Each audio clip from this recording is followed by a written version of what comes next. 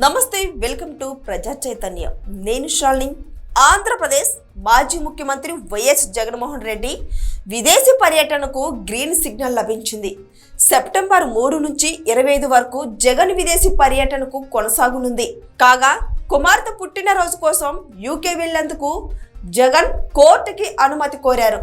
ఈ మేరకు పర్యటనకు సంబంధించిన పూర్తి వివరాలు, మొబైల్ నెంబర్, మెయిల్ వివరాలు కోర్టుకు, సిబిఐకి అందించాలని కోర్టు ఆదేశించింది.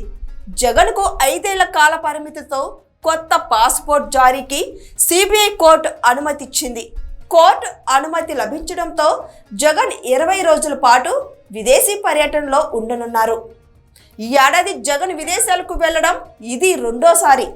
ఆంధ్రప్రదేశ్ రాష్ట్రంలో సార్వత్రిక ఎన్నికలకు ముగిసిన అనంతరం జగన్ను తన కుటుంబ సభ్యులతో కలిసి విదేశాలకు వెళ్లారు.